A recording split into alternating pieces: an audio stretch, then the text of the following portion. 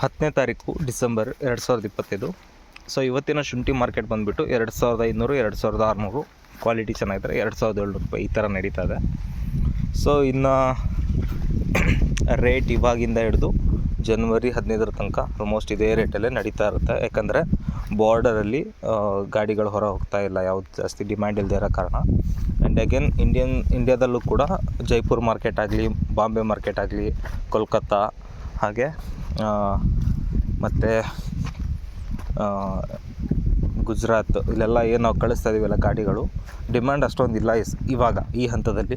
So ಹಾಗಾಗಿ ಸ್ವಲ್ಪ market rate down ಇದೆ. So worry ಮಾಡ್ತಕ್ಕಂಥದ್ದೇನಿಲ್ಲ.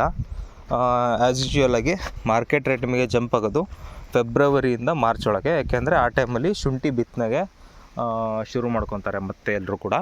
ಸೊ ಆ ಒಂದು ಹಂತದಲ್ಲಿ ಏನಾಗುತ್ತೆ ಅಂದರೆ ಬಿತ್ತನೆ ಬೀಜಕ್ಕೋಸ್ಕರ ಶುಂಠಿ ಕೀಳೋದಕ್ಕೆ ಶುರು ಮಾಡ್ತಾರೆ. ಸೊ ಹಾಗಾಗಿ ನೀವು ಚೆನ್ನಾಗಿರ್ತಕ್ಕಂಥ ಶುಂಠಿಗಳೇನಿದ್ದಾವೆ ಬೀಜಕ್ಕೆ ಹೋಗೋದ್ರಿಂದ ಮಾರ್ಕೆಟಲ್ಲಿ ಸ್ವಲ್ಪ ರೇಟ್ ಜಂಪ್ ಆಗುತ್ತೆ. ಇವಾಗ ಏನೊಂದು 3,500 ರೂಪಾಯಿ ಅಂತೂ ಏನು ತೊಂದರೆ ಇಲ್ಲ ಆ ಟೈಮಲ್ಲಿ, ಫೆಬ್ರವರಿ ಟೈಮಲ್ಲಿ. ಸೊ ಅಲ್ಲಿವರೆಗೂ ಜಾಸ್ತಿ ವರಿ ಮಾಡದೆ ವೆಯ್ಟ್ ಮಾಡಿ, ಆಮೇಲೆ ಆಟೋಮೆಟಿಕ್ಕಾಗಿ ಡಿಮ್ಯಾಂಡ್ ಒಂದೇ ಬರುತ್ತೆ. ಇದಾದಮೇಲೆ ಶುಂಠಿಗೆ ನಾನು ಮೊನ್ನೆ ಹೇಳಿದ ಪ್ರಕಾರ ಎರಡನೇದೇನಂತಂದರೆ, ಎಲ್ಲರೂ ಕೂಡ ನಿಮ್ಮದು ಒಂದು ಕೊಳೆ ಬಿದ್ದಿರತಕ್ಕಂತಹ ಸ್ಪಾಟ್ಗಳನ್ನು ನೋಡ್ಕೊತಾ ಇದ್ದು ಅಲ್ಲಿ ಡ್ರೆಂಚ್ ಮಾಡಲೇಬೇಕಾಗುತ್ತೆ ಈ ಒಂದು ಹಂತದಲ್ಲಿ ಕ್ಲೋರೋಪೈರಿಫಾಸ್ 50 EC. ಸೊ ಅದರಿಂದ ಹುಳುಗಳ ಸಂಖ್ಯೆ ಕಡಿಮೆ ಆಗ್ತವೆ. ಸೊ ಇದೊಂದು ಮಾಹಿತಿ.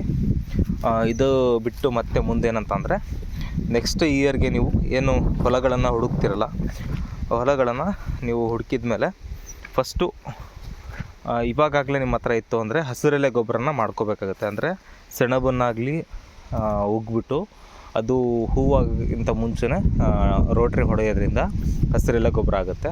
ಸೊ ಅದಾದ ನಂತರದಲ್ಲಿ ನೀವು ಆ್ಯಸ್ ಯೂಶ್ವಲ್ ಕಲ್ಟಿವೇಟ್ ಮಾಡಿಬಿಟ್ಟು ರೋಟ್ರಿ ಹೊಡೆದು ಬೆಡ್ಗಳನ್ನು ಮಾಡ್ಕೋಬೇಕಾಗತ್ತೆ. ಸೊ ನಮ್ಮ ಸೈಡೆಲ್ಲ ಈ ಥರ ಡ್ರೆಂಚ್ಗಳನ್ನು ಮಾಡ್ಕೊತೀವಿ. ಬಟ್ ಕೆಲವು ಕಡೆ ಎಲ್ಲ ಡ್ರೆಂಚಿಂಗ್ದು ಆಪ್ಷನ್ ಬೇಕಾಗಿರಲ್ಲ. ಯಾಕೆಂದರೆ ಅವ್ರದ್ದು ಮಳೆ ಮಿತವಾಗಿ ಬರೋದ್ರಿಂದ ಅವರಿಗೆ ಈ ಹಾಸನ ಸೈಡು ಆ ಕಡೆ ಎಲ್ಲ ಜಾಸ್ತಿ ಡ್ರೆಂಚ್ ಕಡೆ ಹೋಗೋದಿಲ್ಲ. ಅವ್ರು ಏನಿದ್ರು ನಾರ್ಮಲ್ ಬೆಡ್ಸ್ಗಳನ್ನು ಮಾಡ್ಕೊಂಬಿಟ್ಟು ಅದರಲ್ಲೇ ಇದು ಮಾಡ್ತಾರೆ. ಬಟ್ ನಮ್ಮ ಕಡೆ ಮಳೆಗಾಲದಲ್ಲಿ ತುಂಬ ಮಳೆ ನಿರಂತರವಾಗಿ ಸುರಿಯೋದ್ರಿಂದ ಬೆಡ್ಗಳು ಈ ಥರ ಡ್ರೈ ಆಗೋದಕ್ಕೋಸ್ಕರ ನಾವು ಈ ಥರ ಡ್ರೆಂಚ್ ಮಾಡಿಸ್ಲೇಬೇಕು. ಈ ಥರ ಟ್ರೆಂಚ್ಗಳು ತೆಗೆಸ್ತಾ ಇದ್ದರೆ ತುಂಬ ಒಂದು ತೊಂದರೆ ಆಗ್ತದೆ ನಮಗೆ. ಸೊ ಇದಾದಮೇಲೆ ಮತ್ತೊಂದು ಮಾಹಿತಿ ಏನಂತಂದರೆ, ನನಗೆ ಕಮೆಂಟ್ ಬಾಕ್ಸಲ್ಲಿ ಕೇಳಿರ್ತಕ್ಕಂಥದ್ದು, ಕಳೆ ಜಾಸ್ತಿ ಇದೆ ಏನು ಮಾಡಬೇಕು ಅಂತಂದು. ನಿಮ್ಮದು ಎಷ್ಟು ತಿಂಗಳು ಶುಂಠಿ ಅನ್ನೋದ್ರ ಮೇಲೆ ಡಿಪೆಂಡ್ ಆಗುತ್ತೆ. ಸೊ ಆಲ್ರೆಡಿ ಒಂದು 7 ತಿಂಗಳು 8 ತಿಂಗಳು ಕ್ರಾಸ್ ಆಗ್ತದೆ ಅಂತಂದರೆ ಈ ಹಂತದಲ್ಲಿ ಕಳೆ ಇದ್ದರೆ ಏನೂ ತೊಂದರೆ ಇಲ್ಲ. ಏಕೆಂದರೆ ಅದು ನೆರಳಾಗಿ ನಿಮಗೆ ಪರಿವರ್ತನೆ ಆಗುತ್ತೆ. ಸೊ ಹಾಗಾಗಿ ಕಳೆ ಬಗ್ಗೆ ತಲೆ ಕೆಡಿಸ್ಕೊಳೋ ಅವಶ್ಯಕತೆ ಇರೋದಿಲ್ಲ. ಅದೇ ನೀವು 5 ತಿಂಗಳು 4 ತಿಂಗಳು 6 ತಿಂಗಳು ಈ ಹಂತದಲ್ಲಿದ್ದಾಗ ಏನಾಗುತ್ತೆ ಅಂದರೆ, ನಾವು ಗೊಬ್ಬರಗಳನ್ನು ಕೊಡ್ತಾ ಇರ್ತೀವಿ. ಸೊ ಕಳೆಗಳು ಏನು ಮಾಡ್ತವೆ, ಗೊಬ್ಬರಗಳನ್ನು ಅವು ಸಹ ಉಪಯೋಗಿಸ್ಕೊಂಡು ಬೆಳೆಯೋದಕ್ಕೆ ಶುರು ಆಗ್ತವೆ. ಆವಾಗ ನಮಗೆ ಶುಂಠಿಯಲ್ಲಿ ಬರ್ತಕ್ಕಂಥ ಇಳುವರಿ ಸ್ವಲ್ಪ ನಿಧಾನಗತಿ ಆಗುತ್ತೆ. ಸೊ ಹಾಗಾಗಿ ನೀವು ಏನಂತಂದರೆ, ಆ್ಯಕ್ಚುಲಿ ಕಳೆ ಬಂದುಬಿಟ್ಟು ಒಂದು 7 ತಿಂಗಳು ಕ್ರಾಸ್ ಆಗಿದೆ ಅಂದರೆ ಕಳೆ ತೆಗ್ಸೋ ಅವಶ್ಯಕತೆ ಏನಿಲ್ಲ. ಈ ಥರ ಮಣ್ಣು ಹಾಕಿಸ್ಬೇಕಷ್ಟೇ. ಮಣ್ಣು ಹಾಕ್ಸೋ ಟೈಮಲ್ಲಿ ಕಳೆಗಳು ಸಹ ಮುಚ್ಕೊತವೆ ಆ್ಯಂಡ್ ಜೊತೆಗೆ ಕಳೆ ಕೂಡ ಕತ್ತರಿಸುತ್ತೆ. ಸೊ ಅದರದ್ದು ಬಗ್ಗೆ ಏನು ವರಿ ಮಾಡ್ತಕ್ಕಂಥದ್ದೇನಿಲ್ಲ. ಮತ್ತು ಇದಾದಮೇಲೆ ಮತ್ತೊಂದು ಏನು ಕೇಳಿದರು ಅಂತಂದರೆ, ನೀರಿಂದು ವ್ಯವಸ್ಥೆ ಪ್ರತಿ ಸಲ ಕೇಳ್ತಿದ್ದಾರೆ. ಏನಂದರೆ ಮಣ್ಣು ಆರಬಾರ್ದಷ್ಟೇ ಒಳಗಡೆ. ಶುಂಠಿ ಹತ್ರ ಏನಿದೆಯಲ್ಲ ಹದ ಚೆನ್ನಾಗಿದ್ದರೆ ಸಾಕು. ಒಂದು 2ರಿಂದ 3 ದಿವಸಕ್ಕೊಂದ್ಸಲ ನೀವು ನೋಡ್ಕೊತಾ ಇದ್ದು, ತುಂಬ ನಿಮ್ಮದು ಡ್ರೈ ಲ್ಯಾಂಡ್ ಇತ್ತು ಅಂದರೆ ಎವ್ರಿ 2 ಡೇಸ್ಗೊಂದ್ಸಲ ಮೇಂಟೈನ್ ಮಾಡಬೇಕಾಗತ್ತೆ. ಜೌಗು ನೆಲ ಇತ್ತು ಅಂದರೆ ವಾರಕ್ಕೊಂದ್ಸಲ ಕೊಟ್ಟರು ನಡೆಯುತ್ತೆ. ಈ ಥರ ಏನಿದೆಯಲ್ಲ, ಈ ಮಣ್ಣು ಬಂದುಬಿಟ್ಟು ನಮ್ಮದು ನಾನು ಹಾಕಿರ್ತಕ್ಕಂಥದ್ದು ಈ ವರ್ಷದ್ದು ಇದು ಗೊಚ್ಚು ಮಿಶ್ರಿತ ಇದೆ, ಮಸಾಲ ಮಣ್ಣು. ಸೊ ಇದಕ್ಕೆ ಒಂದು 3 ಡೇಸ್ ಟು 4 ಡೇಸ್ಗೊಂದ್ಸಲ ನೀರು ಕೊಟ್ಟರೆ ಸಾಕು. ನಾನು ಒಂದು ಸಲಿಗೆ ಒಂದು ಶಿಫ್ಟ್ ಕಂಪ್ಲೀಟ್ ಹೊಡಿತೀನಿ. ಒಂದು 7 ತಾಸು ಕರೆಂಟ್ ಇತ್ತು ಅಂದರೆ 3.5 ತಾಸು ಇದಕ್ಕೆ 3.5 ತಾಸು ಅದಕ್ಕೆ, ಅಂದರೆ ಡಿವೈಡ್ ಮಾಡಿಕೊಂಡು ಅರ್ಧ ಎಕರೆಗೆ ಕೊಟ್ಬಿಡ್ತೀನಿ ನಾನು. ಸೊ ಒಂದು ಸಲ ಕೊಟ್ಟರೆ ಒಂದು 4 ಡೇಸ್ ಮತ್ತೆ ನೀರು ಕೊಡ್ತಕ್ಕಂಥ ಅವಶ್ಯಕತೆ ಇಲ್ಲ.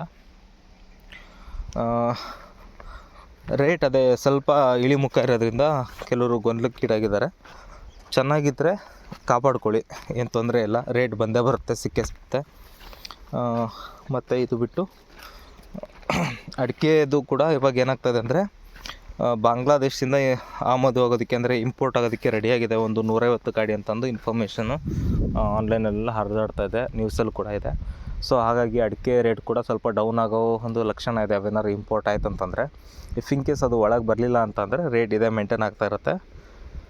ಸೊ ಮಾರ್ಕೆಟ್ ಏನಿದೆ ಅಂತ ಸ್ವಲ್ಪ ಗ್ಲೋಬಲಿ ನೀವು ತಿಳ್ಕೊಳ್ತಾ ಇದ್ದು ಅವೇರ್ನೆಸ್ ಇತ್ತು ಅಂದರೆ ನಿಮಗೆ ಯಾವ ಟೈಮಲ್ಲಿ ಏನು ರೇಟ್ ಫ್ಲಕ್ಚುಯೇಟ್ ಆಗುತ್ತೆ ಅಂತ ಒಂದು ಐಡಿಯಾ ಇರುತ್ತೆ. ಅದ್ರ ಮೇಲೆ ಡಿಪೆಂಡಾಗಿ ನೀವು ನಿಮ್ಮ ಒಂದು ಕೊಯ್ಲುಗಳನ್ನು ಆರಂಭಿಸ್ಬೋದು. ಸೊ ಶುಂಠಿದೇನಂತಂದರೆ ಈಗ ಎಲ್ಲ ಕಡೆಗೂ ಒಂದು 15 ಗಾಡಿ ಹೋಗ್ತಾಯಿದ್ರೆ ಒಂದು 10 ಗಾಡಿ ಅಷ್ಟೇ ಖರ್ಚಾಗ್ತಾಯಿದೆ, ಡಿಮ್ಯಾಂಡ್ ಇಲ್ಲ. ಸೊ ಹಾಗಾಗಿ ಸ್ವಲ್ಪ ರೇಟ್ ಡೌನ್ ಇದೆ. ಡಿಮ್ಯಾಂಡ್ ಯಾವ ಟೈಮಲ್ಲಿ ಇರುತ್ತೆ ಅಂತ ಗೊತ್ತಿಲ್ಲ. ಸೊ ನೋಡ್ಕೊತಾ ಇರಿ, ಸ್ವಲ್ಪ ಮಾರ್ಕೆಟ್ ಬಗ್ಗೆ ಅವೇರ್ನೆಸ್ ಇರಲಿ. ಎಲ್ಲೆಲ್ಲಿ ಮಾರ್ಕೆಟ್ಗಳಿದ್ದಾವೆ ಎಲ್ಲ ಪೇಜ್ಗಳನ್ನು ಫಾಲೋ ಮಾಡ್ಕೊಳ್ರಿ. ಫೇಸ್ಬುಕ್ಕಲ್ಲಾಗಲಿ, ಇನ್ಸ್ಟಾಗ್ರಾಮ್ನಲ್ಲಾಗಲಿ, ಯೂಟ್ಯೂಬಲ್ಲಾಗಲಿ ಎಲ್ಲ ಪೇಜ್ಗಳನ್ನು ಫಾಲೋ ಮಾಡಿಕೊಂಡು ನೀವು ಎಲ್ಲದನ್ನು ಸ್ವಲ್ಪ ನೋಡ್ತಾ ಇದ್ದರೆ ಏನಾಗ್ತಾಯಿದೆ ಮಾರ್ಕೆಟಲ್ಲಿ, ಯಾವ ಕಡೆ ಮೆಟೀರಿಯಲ್ ಜಾಸ್ತಿ ಹೋಗ್ತಾಯಿದೆ, ಯಾವ ಕಡೆ ಕಡಿಮೆ ಹೋಗ್ತಾಯಿದೆ ಅಂತ ಗೊತ್ತಾಯಿತು ಅಂದರೆ ನಮಗೆ ಈ ಸಲ ಏನು ರೇಟ್ ಸಿಗ್ಬೋದು ಅಂತ ನಾವೇ ಒಂದು ಅಸಂಪ್ಷನ್ ಮಾಡ್ಕೋಬೋದು. ಸೊ ಸುಮ್ಮನೆ ಈಗ ಯಾರೋ ಹೇಳ್ತಿದ್ದಾರೆ ಅಂತ ಕೇಳೋದಕ್ಕಿಂತ ನೀವು ಸ್ವಲ್ಪ ಎಲ್ಲ ಕಡೆನೂ ತಿಳ್ಕೊತಾ ಇರಿ. ಬ್ರೋಕರ್ಸ್ಗಳು ಏನು ಮಾಡ್ತಾರೆ ಅಂತಂದರೆ, ಅಲ್ಲಿ ಯಾವಾಗ ಮಾರ್ಕೆಟಲ್ಲಿ ಸಿಕ್ಕಾಬಿಟ್ಟೆ ಡಿಮ್ಯಾಂಡ್ ಕ್ರಿಯೇಟ್ ಆಗುತ್ತೆ, ಜಾಸ್ತಿ ಪ್ರೈಸ್ ಕೊಂಡ್ಕೊತಾರೆ. ಅಲ್ಲಿ ಡಿಮ್ಯಾಂಡ್ ಕಡಿಮೆ ಆದಾಗ ಅವ್ರ ಲಾಸ್ನ ಅವರು ಸರಿ ಮಾಡ್ಕೊಳೋದಕ್ಕೆ ಕಡಿಮೆ ರೇಟ್ ಮಾಡಿ ಇಲ್ಲಿ ಕೊಂಡ್ಕೊತಾರೆ ಅಷ್ಟೇ. ಅವ್ರದ್ದೇನು ತುಂಬ ಇದು ಮಾಡೋದಕ್ಕಾಗೋದಿಲ್ಲ. ಆದರೆ ಈ ಇನ್ವೆಸ್ಟರ್ಸ್ ಏನಿರ್ತಾರಲ್ಲ, ಸ್ಟಾಕ್ ಮಾಡೋರು, ಅವ್ರ ಮೇಲೆ ಡಿಪೆಂಡ್ ಆಗಿರುತ್ತೆ. ಅವ್ರು ಕೆಲವು ಟೈಮು ಸ್ಟಾಕ್ ಇರೋದನ್ನ ತೆಗಿತಾರೆ, ಕೆಲವು ಟೈಮು ಕಡಿಮೆ ಇದೆ ಸ್ಟಾಕ್ ಮಾಡಿ ಇಟ್ಕೊತಾರೆ. ಈ ಥರ ನಡೆಯುತ್ತೆ. Okay, thank you. ಮತ್ತು ಏನಾದ್ರು ಡೌಟ್ಸ್ ಇದ್ದರೆ ಕಮೆಂಟ್ಸ್ ಮಾಡಿ. ಆದಷ್ಟು ನನ್ನ ಕಡೆ ಗೊತ್ತಿರ್ತಕ್ಕಂಥ ಇನ್ಫಾರ್ಮೇಷನ್ಗಳನ್ನ ಶೇರ್ ಮಾಡ್ತೀನಿ.